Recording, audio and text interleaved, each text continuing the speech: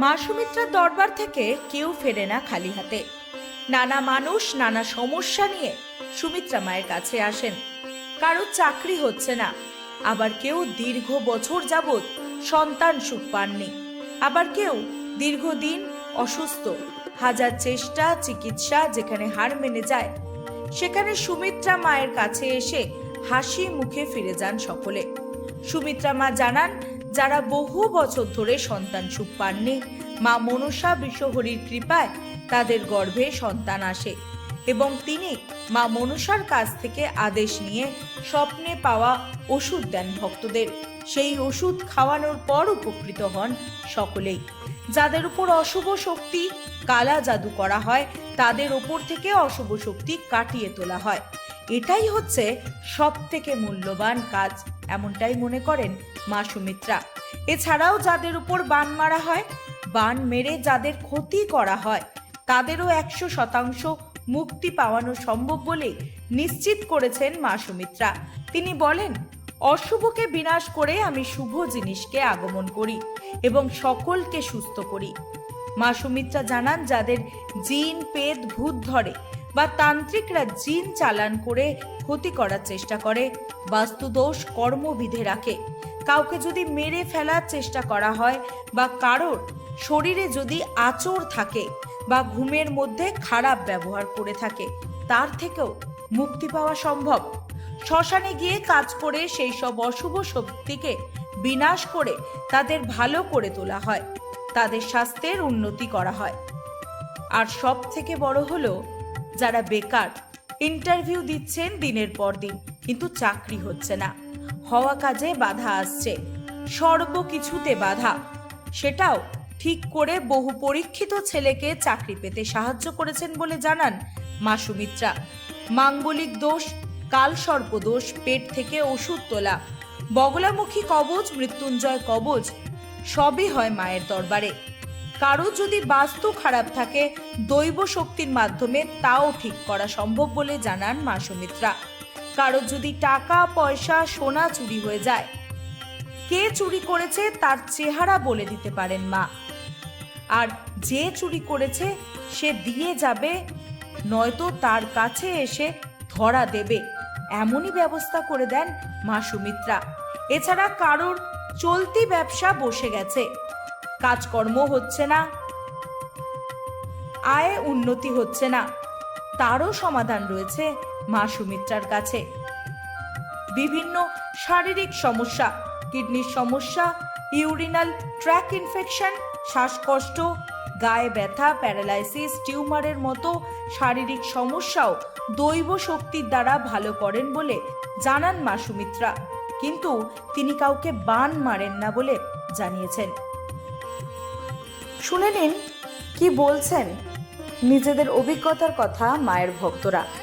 এবার আমার অনেক দিনের একটা মেয়ে আছে প্রথমে, এবার আমি একটা ছেলে বলতে পাগল ছিলাম যে আমার একটা বোনের ছেলে হয়েছে, এবার আমার একটা ছেলের দরকার। এবার সেই জন্য আমি যখন জেঠির এখানে আসলাম, তো আমি এখানে ঠাকুরের কাছে অনেক দিন ট্রাই করেছিলাম, তা হয়নি। এবার ঠাকুরের কাছে আমি পুজো দিলাম, দিয়ে আমি ঠাকুরের কাছে মানত করলাম যে যদি আমার এরকম একটা হয়। তা জেঠি বলল, তুই এখানে বল, দেখ হবে।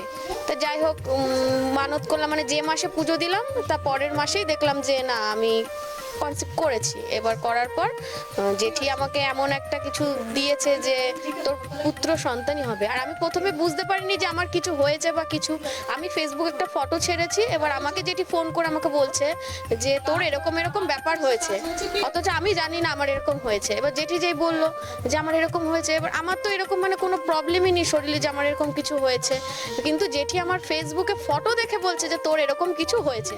এবার যখন আমি জেঠির কাছে আসলাম, তো আমার স্বামীর আর্থিক অবস্থা ভালো ছিল না, তা আমি বাচ্চাটা নিতে চাইনি প্রথমে, যে বললো যে আমাদের ব্যবসা বাণিজ্য সবই হয়ে গেছে। এবার তা জেঠি বললো, না তুই এই বাচ্চাটা রাখ, তোর ছেলেই হবে, আমি একদম তোকে ভরসা দিচ্ছি, ছেলেই হবে। তারপরে জেঠির কাছে আসলাম, যাই হোক জেঠি কিছু করলো, করার পর আমার সত্যি ঠাকুর আশীর্বাদে একটা ছেলেই হয়েছে। আমি মদনপুর আলাইপুর থেকে এসেছি। নমস্কার, হরে কৃষ্ণ, জয় মা মনসা। আমি আমার দোকানের বিষয়ের জন্য কিছু এসেছিলাম এখানে।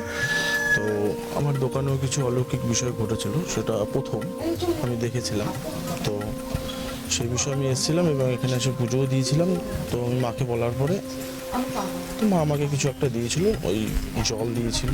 তো সেই সূত্রে আমার দোকানের ব্যবসাটা এখন অনেকটাই ডেভেলপমেন্ট হয়েছে এবং এটা 2025-এর শুরুতে এবং 2025-এর শেষের দিকে আমার সাথে টাকা পয়সা নিয়ে আরেকজনের সাথে একটু কথা কাটাকাটি বা ঝামেলা হয়েছিল, অনেকগুলো টাকাই আটকে ছিল।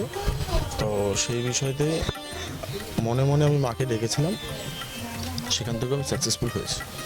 তো 2026-এ আজকে আমি এই বিষয়তে পুজো দেওয়ার জন্য এসেছি এখানে। তো যেই আসার দরকার নেই, ফেসবুকে হোক মোবাইলে হোক দেখে মাকে মনে মনে যে মনস্কামনা করবে তারটা সে পূরণ হবে। মা জাগ্রত, এটুকু আমি জানি। হিন্দু শাস্ত্রে আমি এইটুকু জানি যে মা জাগ্রত। তো মনে মনে মানত করলে সেটা পূরণ হবে, তারপরে এখানে এসে সে পুজো দিয়ে যাবে। আমি তাহিরপুর থেকে আসছি, নদিয়া তাহিরপুর থেকে আসছি।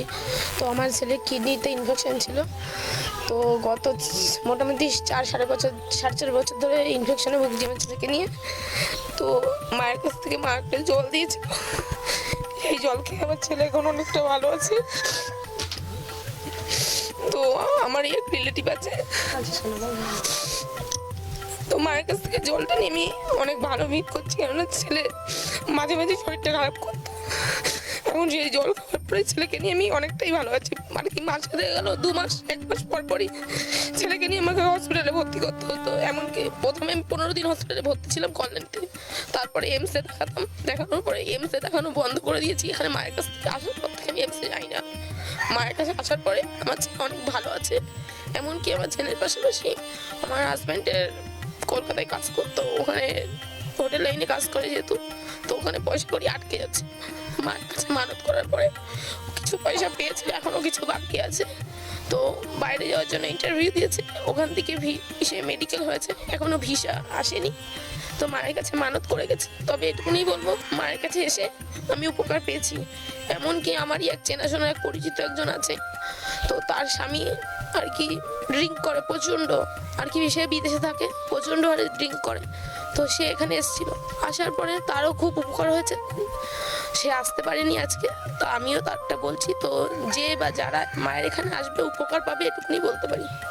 আর মায়ের কাছে কোনো ডিমান্ড নেই, তাকে 1 টাকা দিয়ে খুশি করলে সে 1 টাকাতেই অনেক খুশি। অন্য সব জায়গায় যেহেতু 5,000 10,000 টাকা দিয়ে ভিজিট দিয়ে যেহেতু করতে হয়, তো মায়ের এখানে কোনো কিছু নেই। তো আমার এইটুকু। আচ্ছা, আপনারা কোথা থেকে? আমি এসেছি তাহিরপুর নদিয়া থেকে। এখানকার খবর পেয়েছি, আমার ছোট মেয়ে আর কি ও ফোনে দেখেছিল যে উনি আর কি ভিডিওটা ও দেখে, মাঝে মধ্যেই প্রায়ই দেখে। তা আমার বাড়িতে মা মনসা মন্দির আছে, তবে আমার খুব বেশি না, এই 1 বছর হলো আমার টিন দিয়ে কোনো রকমে করা। তারপর যাই হোক, মা আসার পরে এবার আমার মেয়ের বিয়ে ঠিক করেছে, যে 1.5 বছর হচ্ছে। তা 1.5 বছর হওয়ার পরে আস্তে আস্তে দিন ক্রমশ এগিয়ে এসছে। ছেলে বিদেশে ছিল, তারপর ওখান থেকেও ছেলে বাড়ি এসছে, আজকে 1 বছরের বেশি হয়ে গেছে। তা আসার পরে এখানটায় মেয়ের বিয়ে যতটা এগিয়ে এসছে, আসার পরে আমি আর কি জানি যে টাকা পয়সা হবে। আর আমারই এক রিলেটিভের কাছে আমি টাকা চেয়েছিলাম, 4 লাখ টাকা চেয়েছিলাম। কিসের জন্য? যে মেয়ের বিয়ের উদ্দেশ্যে। ফিরিয়ে আনতে পারবো না, আমাদের মান সম্মান সব যা। ওর চাইতে 20 আনো, আমরা সবাই খেয়ে শুয়ে থাকি, তাহলে তো কোনো মান সম্মান বলতে কিছু থাকবে না। তখন এই কথা বললাম, আমি চিন্তা করলাম কী করি আমি। ওই ভোর 5টার সময় তখন ছোটো মেয়ে বলছে, মা এক কাজ কর। আমার মেয়ে ঘুম থেকে ভোরবেলা ওঠে না, উঠে বলছে কি, মা কী হয়েছে? আমি বলছি কি দেখ। তাও বলিনি দাদা এই কথা বলেছে। বলছি কী করবো, কোথায় যাবো? বলছে ফেসবুকে আমি তো একটা ভয়েসের ভিডিও দেখি, তুমি ওইখানটায় যাবো। আমি ওইখানে আমি যাবো যে আমি চিনি না জানি না, কোথায় যাবো? তখন বলছে যে তুমি যাও, আমি নাম্বার খুঁজছি। ও নাম্বার যথারীতি খুঁজে পেয়েছে ওনার ভিডিওতে। খুঁজে পাওয়ার পরে তখন বলছে কি, তুমি এই মা মনসার কাছে তুমি যাও। আচ্ছা, মা মনসার কাছে তো মা তো আমার ঘরে রয়েছে। বলে কি, তুমি যাও এনার কাছে, তুমি গিয়ে দেখো কোনো সুরাহা হয় কি না। আমি কি করলাম, যথারীতি আমি বড় মেয়ে সঙ্গে নিয়ে আমি এখানটায় 8টার মধ্যে মদনপুর স্টেশনে পৌঁছেছি। আর ওই ভোর 5টার সময় আমি এই বাড়ির মাকে আমি ফোন করেছি, করার সঙ্গে সঙ্গে ওনার হাজব্যান্ড ফোন ধরেছে। বলেছে কোথা থেকে ফোন করছেন? আজ আমি তাহিরপুর থেকে ফোন করছি। বলছে বলুন। আজ আমার মেয়ের বিয়ে, আমি বড় বিপদে পড়েছি। তখন বলছে কি যে ঠিক আছে আপনি আসুন।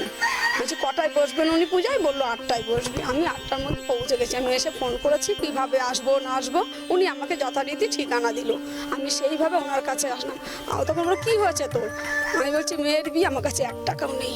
আজকে মেয়ের হচ্ছে সে জামাই আশীর্বাদ করতে যাব, বলছে টাকা আছে। আমি বলছি, টাকা আমার কাছে আপাতত কিছু নেই, তবে ছেলের অ্যাকাউন্টে আমার মায়ের পূজা হয় পৌষ মাসে।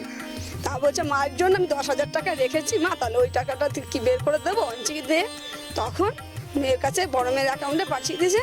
তখন উনি বললো, এই বাড়ির মা বললো তুই যা আশীর্বাদ করতে পাঠা। আমি পারি নেই, আমি কিন্তু ওনার এই মন্দিরে। তখন আমার বড় মেয়ে জামাই পাশের 2-1 নিয়ে আশীর্বাদ করতে চলে গেছে। মেয়ের বিয়ে হয়েছে এই যে সে কী যেন জায়গাটা, বঙ্কিমনগর গেট।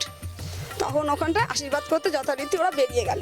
বললো কি তোর চিন্তা করতে হবে না, তোর চরম চতুর্দিকে তোর ক্ষতি করে রেখেছে, তোর বাড়ি আমি কালকে যাব। আমি এখানটায় রবিবার এসেছি। বলো কাল সকালে তোর বাড়ি যাবো, আমি যজ্ঞ করবো। আচ্ছা ঠিক আছে, তাহলে তুমি কখন আসবে? বলে কি আমি সকালবেলা। তোর কি লাগবে? তখন আমি বলছি তুই কী কি? আমি কিচ্ছু কিনিনি, মানে কিছু কিনিনি, শুধু ওর ছেলের এক বন্ধু একটা বেনারসি দিয়েছে। তা বললো ঠিক আছে। তখন ওনার হাজব্যান্ড ওনার বক্স খাট তুলে আমাকে একটা কলসি দিল, কলসিটা হচ্ছে মায়ের কলসি দিল, আর 2টো শাড়ি দিল, এমনকি বেনারসিও দিতে চেয়েছে। আচ্ছা বেনারসি যখন একজন দিচ্ছে, তাহলে পর আমার তো বেনারসির প্রয়োজন নেই। উনি হাতের পলা দিতে চেয়েছিল, মায়েরই রূপ বাঁধানো পলা। আছে কি যে না, ওই মেয়ের বাড়িতে মেয়ে শ্বশুর বাড়ি নাকি বাঁধানো পলা পড়তে পারবে না, নিয়ম নেই। তা যাই হোক আমি নিইনি মায়ের কাছ থেকে। উনি আমার শাড়ি দিল, আর উনি আমাকে কলসিটা ভরা কলসি দিয়ে দিল। আমি ওই কলসি ছেলে নিয়ে সোজা বাড়ি চলে গেলাম। মা ছেলে কাঁদতে কাঁদতে বাড়িতে গেছি। যাওয়ার পরে বলছি কি দেখো আমার তো মা পাঠিয়ে দিল কলসি দিয়ে আর এই শাড়ি দিয়ে, দেখো কত দূর কী হয়। আর উনি সকালবেলা আমার বাড়ি আসবে। বললো কত লোকের অ্যারেঞ্জমেন্ট? আমি বললাম 550 লোকের অ্যারেঞ্জমেন্ট। বললো তুই যা, আমি দেখছি ব্যবস্থা করে, ওর কোনো অসুবিধা হবে না, তোর মেয়ের বিয়ে আমি দাঁড়িয়ে থেকে দেবো। উনি যথারীতি উনি আমার বাড়িতে পরের দিন সকালে বড় ছেলে নিয়ে উনি আমার বাড়িতে এসে গেছে, ব্রাহ্মণ নিয়ে গিয়ে উনি নিজে হাতে আমার বাড়িতে যজ্ঞ করেছে। আমার 550 লোকের অ্যারেঞ্জমেন্ট করেছে, সেই চাল উনি দিয়ে এসছে। আমার ছেলের হাতে 7,000 টাকা তখন তুলে দিয়ে এসছে যজ্ঞ করে। উনি যজ্ঞ করে উনি আমার বাড়ির থেকে বেরোতে পারিনি। আমার হাজব্যান্ডের প্যান্ডেলের ব্যবসা, তা উনি যেখানে যেখানে কাজ ধরেছে সেখানে সেখানে যাচ্ছে। কোনো জায়গায় গিয়ে 500 টাকা কি আর কি 100 টাকাও পাচ্ছে না, প্রায় 10-15 দিন ধরে কোথাও টাকা পাচ্ছে না। তখন সে নিরাশ হয়ে আসছে। তখন একজন ফোন করলো, যেতে পারতো তুমি আসো টাকা নিয়ে যাও। তা একজনের কাছে গেল, যেই বাড়িতে দিনের পর দিন যাচ্ছে সেই বাড়িতে মোটামুটি 35,000 টাকার কাছে প্যান্ডেল ছিল। সেই বাড়িতে মাত্র 2,000 টাকা বায়না করেছে, তাদের বিয়ের সে টাকাও সে আর দিচ্ছে না। মঙ্গলবার দিন সোমবার দিন উনি গেল আমার বাড়িতে, গিয়ে উনি যজ্ঞ করলো। মঙ্গলবার দিনকে সকালবেলায় না সোমবার দিন বিকালবেলায় গেল, গিয়ে বললো দাদা আমাকে কটা টাকার দরকার ছিল। বলছে কি কত লাগবে? বলে কি যে কত লাগবে তুমি যা দাও। বলে 10,000 দিলে হবে? বললো হ্যাঁ হবে। কারণ যে কাছে আমি 500 টাকা পাইনি, সে 10,000-এর কথা বললো। তারপর সে কী করলো, বললো কালকে ছেলের পাঠিয়ে দাও, আমি 2,000 দেবো, এখন 8,000 টাকা নিয়ে যাও। ওই যে নিয়ে গেল এখান থেকে, যে মা চাল নিয়ে গেল ভরা কলসি আমাকে রবিবার দিন দিল, আমি সেইভাবে নিয়ে এবার আস্তে আস্তে আস্তে আস্তে আমি এগোতে থাকলাম। মঙ্গলবার মাঝখানে গেল, বুধবার দিনকে মেয়ের বিয়ে। বলুন আমি ওই মুহূর্তে আমি কোথায় যাব? সেই বেঈমান তো আমার সঙ্গে বেঈমানি করেছে, সেটা কোনো ব্যাপার না, যেহেতু মা আছে। নাইলে পরে আমি ওই আমার মেয়ের বিয়ে আমি উদ্ধার করতে পারতাম না। আজকে আমার মেয়ের বিয়েতে আমার শাড়ি কেনার ক্ষমতা ছিল না সোমবার দিনকেও। সেইখানটায় আমার মেয়ের বিয়েতে জামাইয়ের আমি আংটিও দিয়েছি, মেয়ের 2টো গলার পেয়েছে, তারপরে মেয়ে হাতের আংটি পেয়েছে। এমনকি 550 লোক এসছে, আমার মেয়ে কোনো ধলতা কোনো গিফট পায়নি। যা পেয়েছে কাঁসা পিতল, আমার ঘরে যা আছে, আমার মা মনসার নিচে আমার মন্দিরেও রয়েছে মায়ের সরঞ্জাম সব আমার ঘরে। এমনকি মেয়ের খাট, আলমারি, শোকেস, তারপর আপনার ড্রেসিং টেবিল, আলনা, আর কি ফার্নিচার আমি জামাইয়ের বাবা জানে আমরা কিছু দিতে পারবো না, আর ওনারা জানে কিছু দেবো না। কিন্তু উনি ঘরে রাখতে না পেরে উনি বারান্দায় ওনার জায়গা আছে সেইখানটা লাস্টে আল্লাহ অব্দি রেখেছে। আমি 550 লোকের যে অ্যারেঞ্জমেন্ট করেছি, 530 জন লোক এসছে আমার অনুষ্ঠানে। আর বাদ বাকি হচ্ছে আমার শ্বশুরবাড়ির, আমার 3টে ভাসুর দেওর দিয়ে 3 জন আছে, তারা আমার শ্বশুর আমার বিয়েতে কোনো ওরা আসেনি, ওদের নিমন্ত্রণ করেছে আসেনি। 3টে ননদ তারা আসেনি, তবে মেজো ননদের বড় ছেলে এসছে, ঠিক আছে, তবু একজন এসছে।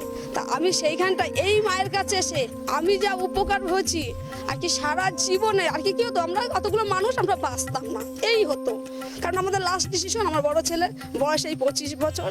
কেননা ওর কথাও তো আমাদের কিছু শুনতে হয়, কিন্তু কিছুটা শুনতে কেন ছোট হলেও শুনতে হয়।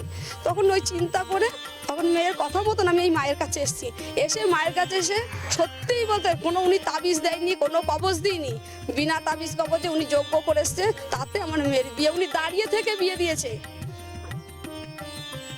মায়ের এই দৈব শক্তি, এই আধ্যাত্মিক শক্তি নিয়ে তিনি কি জানালেন, তিনি কিভাবে তার ভক্তদেরকে সাহায্য করেন, তাদের সমস্যার সমাধান করেন, শুনবো মায়ের মুখ থেকেই। এই মায়ের সেবা বলতে গেলে আমি 4 বছর ধরে করছি। আর আমি এই মাকে পেয়েছি, আজকে আমার বড় ছেলের বয়স হচ্ছে 27 বছর। তা বড় ছেলের বয়স যখন 6 বছর ছিল, ওই সময় একটা বিশাল অলৌকিক ঘটনা ঘটে। তা অলৌকিক ঘটনাটা হচ্ছে গিয়ে তোমার, সেটা মহালয়ের দিন ছিল। মহালয়ের দিনকে আমি সকালবেলা ছেলেকে বললাম, ঘুম থেকে উঠেছি, ফুল তুলতে গেছি, আমি বললাম তুমি এসে ঘুমাও। তো বলছে মা আমি টয়লেট করে আসি। তা আমি এসে শুয়ে পড়েছি, ছেলেকে ডাকছি, ছেলে আসছে না।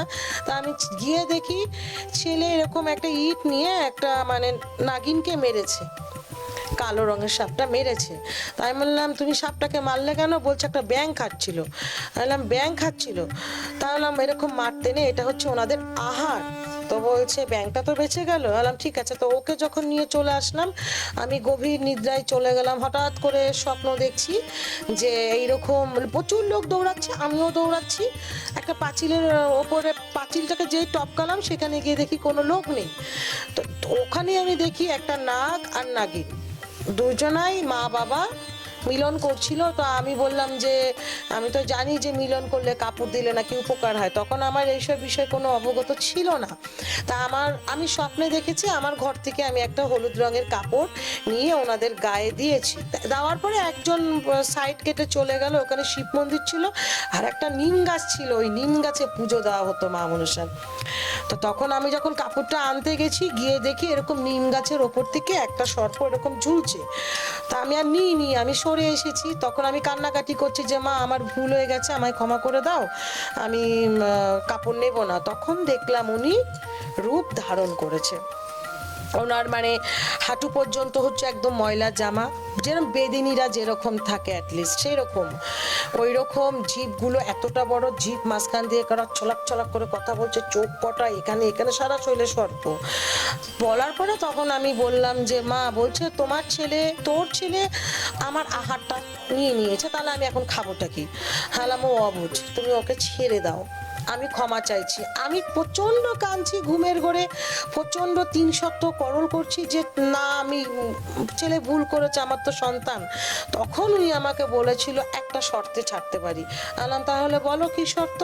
তখন বলছে যে এই যে কাপড়টা দিয়েছো, এই কাপড়টা তুমি কোনো দিন আর পরতে পারবে না। যেরকম আমার আহারটা কেড়ে নিয়েছো, সেরকম আমি তোমার আহারটা কেড়ে নিলাম, আর তোমার ছেলের জীবন থাকবে তোমার মাথায়, ওনার মাথায় থাকবে। আমি বললাম ঠিক আছে। 3 সপ্তাহ করণ করে যখন ঘুমটা ভাঙলো, আমি সেই দিনই মায়ের ঘট পেতে পুজোটা দিলাম। তখন আমি খুব গরিব ছিলাম, আমি লোকের বাড়ি কাজ করতাম, বাসন মাজতাম। আমার স্বামী ভালো ছিল না, মানে মারধর করতো, মানে খুব নোংরা প্রকৃতির, মানে আমার একখানা বলা চলে খুব একটা কষ্টের জীবন। মানুষ আমার খারাপটাকেই চোখে দেখেছে, যেটা করিনি সেটাও দেখেছে, যেটা করেছি সেটাও দেখেছে। মানে সমাজ আমাকে পিষে মেরে ফেলেছিল, বলা চলে ধুলোয় পড়া একটা মেয়ে আমি। আমার শরীরে মানে একটা আঁচলে আমি 10টা গিট দিয়ে পড়তাম। বেড়ার ঘর, 2টো ছেলেকে নিয়ে লোকের বাড়িতে বাসন মাজে, ঠোকে ঠোকে, এমনকি বিয়ে বাড়িতেও আমাদের নিমন্ত্রণ করতো না। এরকম ডাস্টবিন এর খাবার কুড়িয়ে এনে ছেলেদেরকে আমি মানুষ করতাম। স্বামী ডেলি মারধর করতো, আরো আছে পরবর্তীকালে আমি বলবো। তা যখন আমি ওই জিনিসটা পেলাম, তারপর আমি আয়া সেন্টারে কাজ করতাম, কাজে চলে গেলাম। ওখান থেকে এক অফিসারের সঙ্গে দেখা হলো, সে আমার কষ্ট শুনে, উনি BEd DEd MEd college permission দিত। ওনার সঙ্গে কথাবার্তা বলার পরে ওনার সেক্রেটারি হিসেবে উনি আমাকে উড়িষ্যা নিয়ে গেল। তারপরে এই মা মনসার 6 মাসের মধ্যে, স্বপ্ন দেখার 6 মাসের মধ্যে আমার ফার্স্ট রাউন্ড, সেকেন্ড রাউন্ড, গাড়ি বাড়ি টাকা পয়সা, তারপরে দিল 3rd ফ্লোর। আমাকে সব জায়গা থেকে উনি প্রতিষ্ঠা করে দেওয়ার পর আমাকে কি করলো, দেখলো আমার বড় ছেলেটা খারাপ হয়ে যাচ্ছিল। জানি না মায়ের কৃপা কিনা, মায়ের মহিমা কিনা, আমি জব ছেড়ে দিয়ে ছেলেকে মানুষ করার জন্য বাড়িতে থেকে গেলাম। হঠাৎ করে দেখতাম একা একা ঘরের ভেতরে কান্না করছি। ভাবলাম মানসিক রোগী। ঠাকুর ঘরে যাচ্ছি, ঠাকুর ঘরে কান্না করছি, ভাবলাম মানসিক রোগী। তারপরে ঘুমের ঘরে স্বপ্ন দেখতাম আর বলতো দিন শেষ হয়েছে, এবার তো আনতে হবে। আমি বললাম দিন শেষ হয়েছে, আনতে হবে, কে তুমি? তখন স্বপ্নে দেখাতো আমার মা যে রূপে এসেছে, এরকম যে 5টা এরকম বেদি করা, এই যে ফনা, এরকম ফনা নিয়ে আমার গেস্ট রুমে উনি বসে থাকতো, এরকম ঠোঁট দিয়ে ফস ফস করে ছোবল মারতো। আমি বললাম স্বপ্নে এরকম দেখার পরে আরেকদিন দেখলাম আমার মায়ের রূপে এসে বলছে পুজো করবি না, তোর তো কথা আমি রেখেছি, এবার তুই আমার কথা রাখ। আমি ব্রাহ্মণকে বললাম, ব্রাহ্মণ বলল তুমি এত যখন স্বপ্ন দেখাচ্ছ, মানে খাটের থেকে নিচে নামতে পারতাম না, শুধু বলতো এখানে সরবো ওখানে সরবো। আর দূর থেকে আভাস হতো লাল পাড় সাদা কাপড়ের বড় সিঁদুর পরা কোনো মহিলা যেন আমার দিকে একদৃষ্টে তাকিয়ে আছে। এটা আমি আভাস পেতাম, গায়ের পশম কাটা দিচ্ছে, আভাসটা পেতাম। তারপর ব্রাহ্মণকে বললাম, মাকে বায়না দিলাম, মা ঠান্ডা হলো, বাড়িতে আনলাম, ওই ঘরে পুজো দিলাম। ওই ঘরে পুজো দেওয়ার পরে আমার ভর আসলো, ঘরে কিছু বলতে পারতাম না। তা আমাদেরই এই যে পাড়াটা, এই পাড়াটা আমাকে একদম খারাপ চোখে দেখে, যেটা আমি সত্যি সেটা বলবো। জানো আমি কি বলেছি যে আমি খুব অসহায়, এখনো সেম বিষয়, এখনো আমাকে ভণ্ড বলে। আমি তাতে কিছু মনে করি না, আমি গোবিন্দর ওপরে ছেড়ে দিয়েছি, আমি গোবিন্দর পরম ভক্ত, তারপরে আমার মা, ঠিক আছে, এখনো সেই চোখে দেখে। এবং পাড়াতে ভক্তদেরকে বহু রকম ভাবে বিভ্রান্ত করেছে, হ্যান না ত্যান না। আমি ফেসবুকে একটা কথাই বলেছি, তাদের কথা শুনবেন না। উপকার যদি পেয়ে থাকে ভক্ত আমার কাছে আসবেই। আমি মা, গরিবের মা, আমার কাছে 2000 টাকার কোনো ভিজিট নেই, 5000 টাকার কোনো ভিজিট নেই। আমাকে রাত্রি 2টোর সময় যদি ফোন করে বলে মা বাচ্চার জ্বর, আমি ছাড়িয়ে দিই, উঠবই আমি, ঠিক আছে, আমার কোনো ভিজিট নেই। তাদের মূল্য দিয়ে, যৎসামান্য মূল্য দিয়ে আমি তাদের কাজ করে দিই, সাধনাও করি ভোর 3টে থেকে 3:30 পর্যন্ত। যাই হোক, তারপরে ছেলের বিয়ে দিলাম। এরপরে আমাদেরই এক পাড়ার লোক আমাকে বলল যে এখন তো আর টাকা পয়সা রোজগার হচ্ছে না, এখন ঠাকুর দিয়ে ব্যবসা করবে। মাকে ঘরে দরজা বন্ধ করে দিয়ে 1 রাত কান্না করেছি। যদি সত্যি থেকে থাকো 1 রাতে পরিচয় দেবে, আর যদি সত্যি না থেকে থাকো কালকেই ঘট বিসর্জন দিয়ে দেব।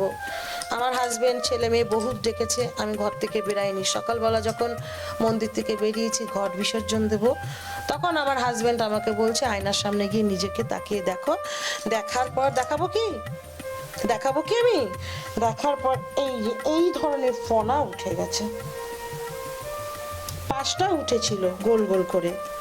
আমি চিরুনি দিয়ে যখন আমি আঁচড়ালাম ঠিক হয়ে গেল, পরের দিনও উঠলো। তাতে 3 দিন 4 দিনের মাথায় স্বপ্ন দেখালো আমি তোর কাছে এসেছি, তুই বিশ্বাস করিসনি। 5টা ফনাকে মাকে বললাম তুমি 3টে ফনা করো। 3টে ফনা করে যখন উনি আসলো, তখন উনি আমাকে বলল এটা হচ্ছে বংশের, মানে হচ্ছে গিয়ে বংশধর, মানে এই জট আমি কোনো দিন কাটতে পারবো না, আমি মরে গেলেও পারবো না। যেদিন এই জট কেটে দেবো একটা একটা করে আমার বংশের বাতি নিভে যাবে। ওই যে ছেলেকে মেরে ফেলবে বলেছিল, তখন ওনাকে কথা দিয়েছি, সেই কথা অনুপাতে উনি আমার ঘর বাড়ি সমস্ত কিছু দিয়ে ইভেন তারপরে আমাকে প্রতিষ্ঠা করলো, স্বপ্ন দেখালো, স্বপ্নে ওষুধ আনি। তান্ত্রিকরা বান মারে এই নিয়েও মার কাছে অভিযোগ করেছি। মা আমাকে রাস্তা দেখালো, তুমি অন্যদিকে নিজেকে পরিচালনা করো, গোবিন্দকে বলেছি। তারপর আমি শক্তি মন্ত্রের দিকে গেলাম, সেখানে নিজের ভেতরে অ্যাবজর্ব করতে লাগলাম। আমি 20,000 মানে মালা জপ করি, রাত্রি 12টা থেকে ভোর 4টে পর্যন্ত আমি জব করি। জানি না কার কতটা উপকার হয়েছে। আমার এখানে এসে মিনিমাম 100 থেকে 200টা মায়েরা মা মনসা কোল আলো করেছে, কিন্তু তাদের তো আসা সম্ভব না। আসতে পারে কোনো সময়, ভিডিও আমি ফেসবুকে ছেড়েছি, সেখান থেকেও আপনি নিতে পারেন।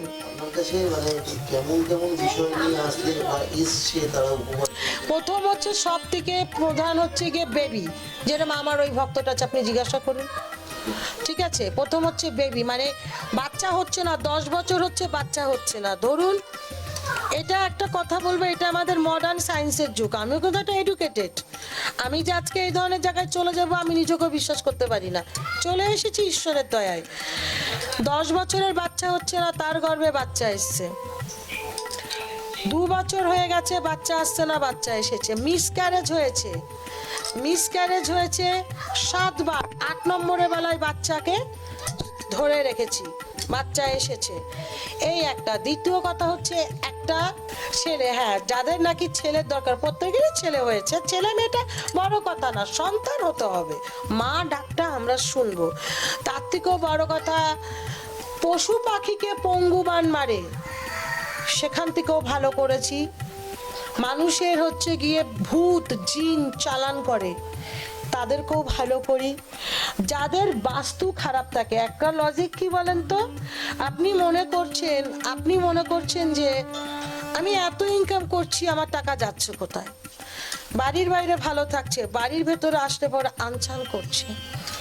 যেখানে আপনার 10 টাকা আসতো সেখানে আপনার 1 টাকা হয়ে গেছে। সংসারে অশান্তি, ছেলে মেয়ের সাথে ক্যাচ।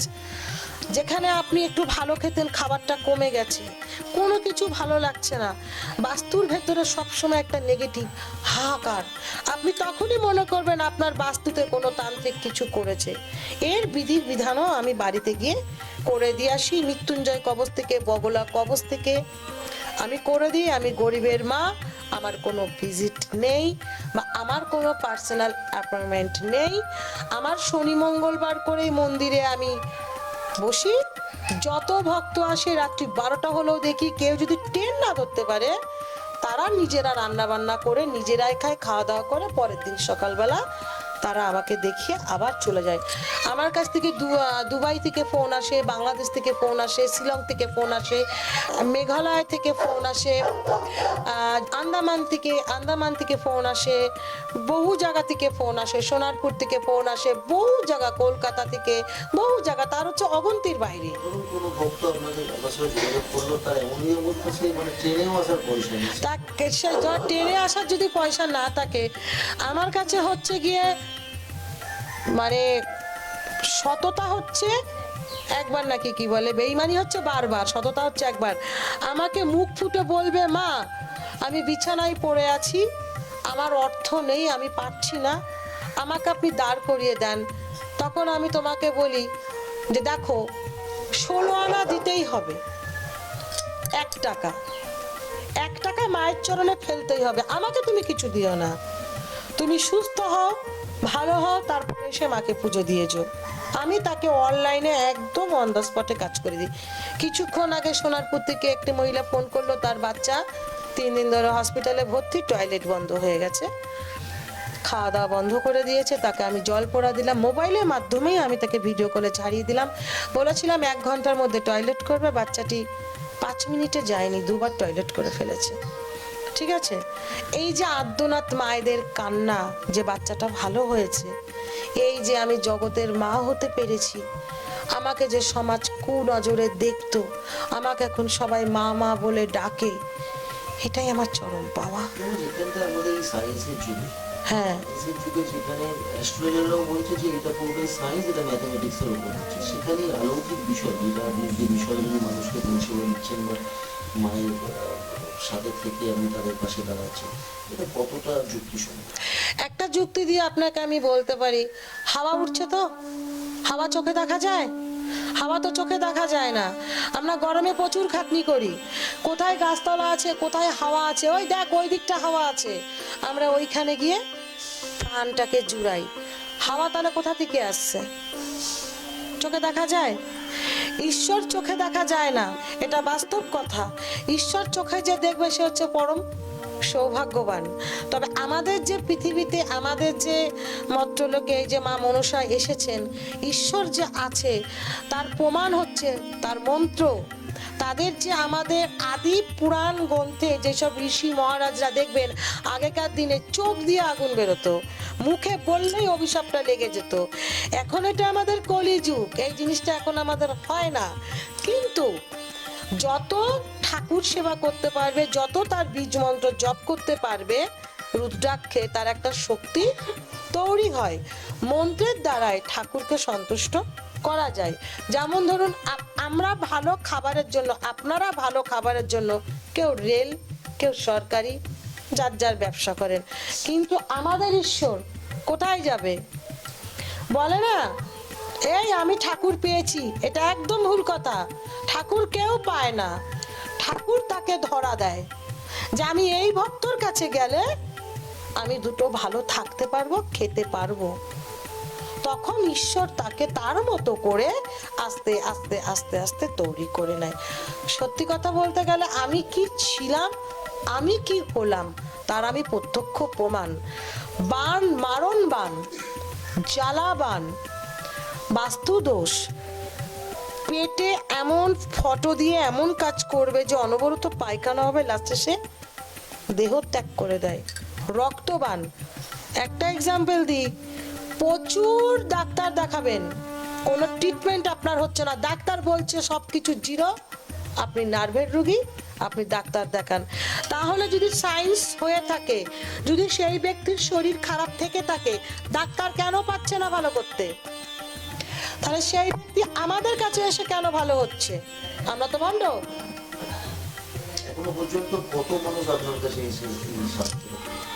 আমার কাছে মিনিমাম 10,000-এর ওপর হয়ে গেছে 4 বছর। 4 বছরে 10,000-এর ওপরে হয়েছে। আমার ফেসবুকে সুমিত্রা সাহা বলে আছে, 80K ফলোয়ার। আমি চাই মানুষের ভালো হোক। ভক্তদের উদ্দেশ্যে কি বলবেন?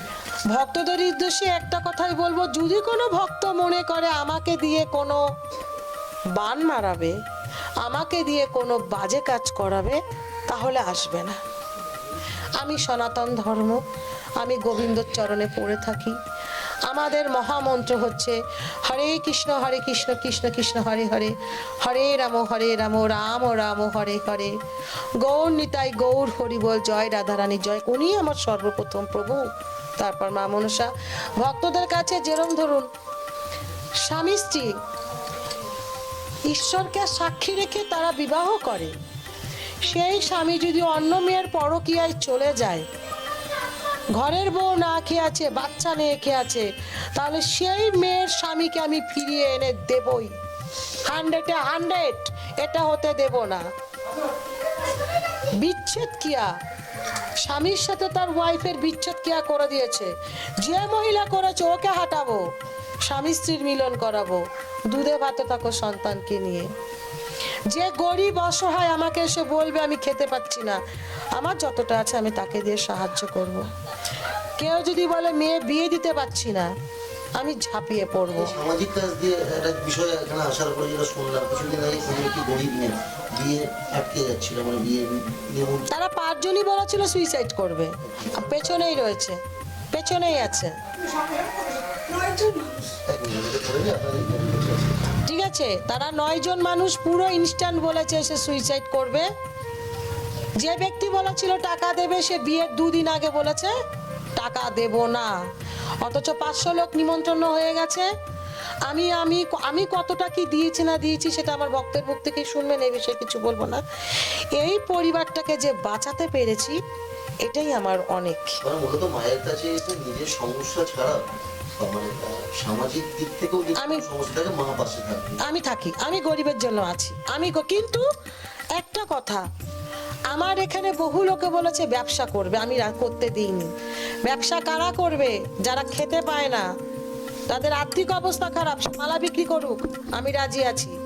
কেউ যদি বলে যে আমার 2টো বাচ্চা নিয়ে আমার সামনে এসে দাঁড়াচ্ছে, মা আমি একটুখানি চা বিস্কুট বিক্রি করব, আমি রাজি আছি।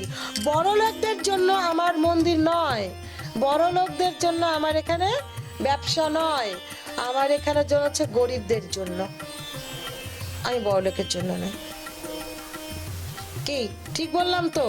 কিন্তু সততা, আমাকে সত্যি কথা বলতে হবে।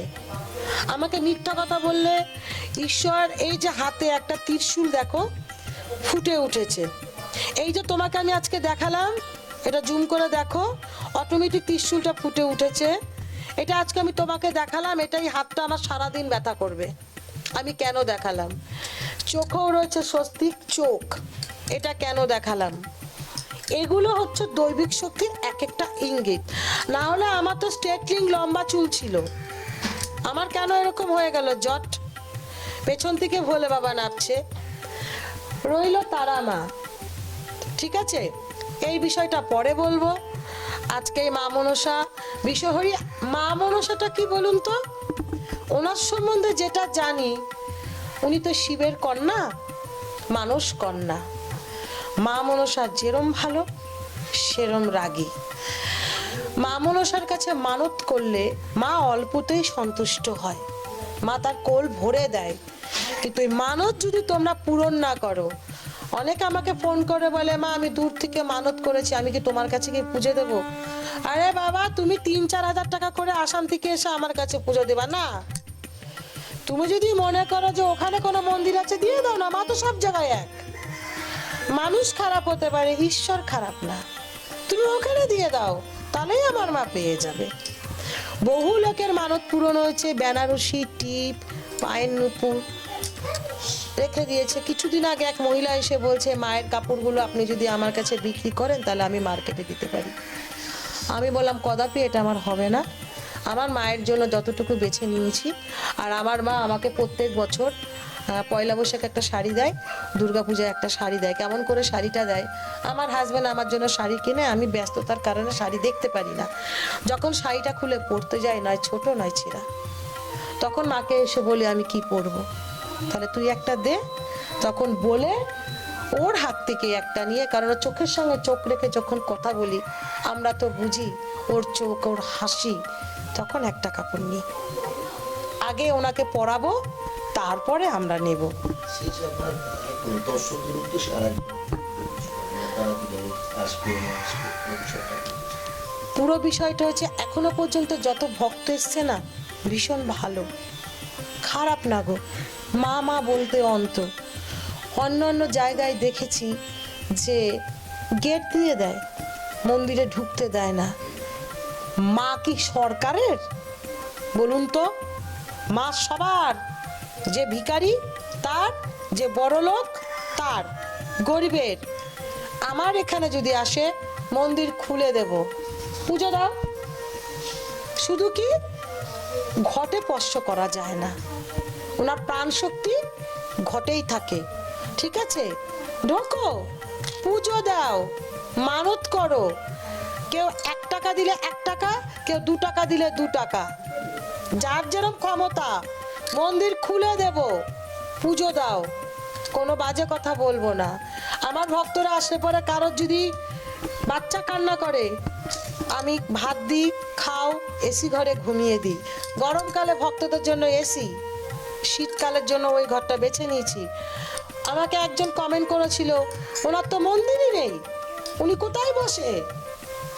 তোমরাই বলো, আমার মন্দির আছে? আমি যদি মানুষ হই, আমার ভক্তরাও তো মানুষ, তাদেরকে আমি ঘরে বসাতে পারি না, তাদেরকে 2টো ডাল ভাত দিতে পারি না? আমি যদি কারোর বস্ত্রে যদি কাপড় ছেঁড়া থাকে, সে তো নারী, তার লজ্জা আমি ঢাকতে পারি না? এটা তো আমি মা হয়ে, এটা তো আমার কর্তব্য, বলো। কারো বাচ্চার যদি সোয়েটারে শীতে যদি কাঁপে, তাকে সোয়েটার দিতে পারি না? আমার চাল ফেলানো যায়, আমি দিতে পারি না? এগুলো কি আমার অন্যায়? আমার মন্দির খোলা, আমার কোনো বাদ বিচার নেই, মন্দির খুলে দেব, মাকে পুজো দিয়ে যাবে। কেউ আসলে কিভাবে আসবে? কেউ যদি আসে, আমার বাড়ি হচ্ছে মদনপুর। কৃষ্ণনগর থেকে আসলে পরে, কৃষ্ণনগর ওদিকে ট্রেন ধরে শিমুরালির পরে স্টেশন মদনপুর। কলকাতা থেকে আসে, সাউথ সিটি থেকে আসে, সোনারপুর থেকে আসে, তাদের ডাইরেক্ট আসতে হবে শিয়ালদা। মধ্যম গ্রাম থেকে আসলে পরে নয় দমদম, নয় সোদপুর। ঠিক আছে, বাংলাদেশ থেকে আসে তারা আমাদের এই যে গেদে যে বর্ডারটা আছে, ভিসা পাসপোর্ট নিয়ে আসে। দুবাই থেকে যাদের নাকি চাকদা বাড়ি আছে, তারা ওদের থেকে চাকদা থেকে আমার কাছে আসে। মদনপুরে নেবে 2 নাম্বার প্ল্যাটফর্মের রেলগেটটা পার করতে হবে। ওখানে টোটোওয়ালাকে বলতে হবে শান্তিনগর 5 তলা বিল্ডিং এর সামনে নামবো। শান্তিনগর 5 তলা বিল্ডিং এর সামনে নেবে। আমার যে কন্ট্যাক্ট নাম্বারটা আছে, কারণ আমাদের এখানে বহু মনসা বাড়ি, কিন্তু আমার মতো কেউ ভক্ত দেখে না, আমিই দেখি। ভুল করে বহু জায়গা পাঠিয়ে দেয়, তো তখন আমার নাম্বারে কন্ট্যাক্ট করে। 6290691855 কন্ট্যাক্ট করলে, ফোন ধরলে আমি বলে দিই। আর যদি মনে করে যে কেউ আসবে, আমি আবারও বলছি 2 নম্বর প্ল্যাটফর্মের রেলগেটটা পার করে টোটোওয়ালাকে বলবে শান্তিনগর 5তলা বিল্ডিং এর সামনে নামবো, মাঠের দিকে 3তলা বাড়ি মনসা বাড়ি যাব। ওই বিল্ডিং এর গা ঘেঁষে বাঁ দিকের রাস্তা ঢুকে গেল, আকাশের দিকে তাকাবে, নীল রঙের একটা মোটা কেবিল তার আছে, ওই তারটাকে ফলো করে আসলে পরে একটা ট্রান্সফর্মার পড়বে, ওই ট্রান্সফর্মার সামনে এসে যাকে তাকে জিজ্ঞাসা করবে, সবাই দেখিয়ে দেবে। মদনপুরে আসলেও দেখাবে, কিন্তু প্রতারক হতে সাবধান। যেখানে আমার 10 টাকায় হয়ে যায় সেখানে 200 টাকা দেব কেন? এই জন্য আমি গাইড করে নিয়ে আসি। আর মায়ের যে বস্ত্রটা আছে আমি সবাইকে দিই, ব্যবসার জন্য খুব ভালো। মাদুলিতে ভরে দৈবিক শক্তি দিয়ে আমি তাকে দিয়ে দিই। আমি 100% গ্যারান্টি দেব না, গ্যারান্টি কেউ দেয় না। আমি শুধু বলবো আমি কিছু কাজ জানি না, মায়ের আশীর্বাদ। তবে যত ভক্ত আছে উপকার পেয়েছে, ভক্তদের মুখেই আপনি শুনবেন। জয় শ্রীকৃষ্ণ।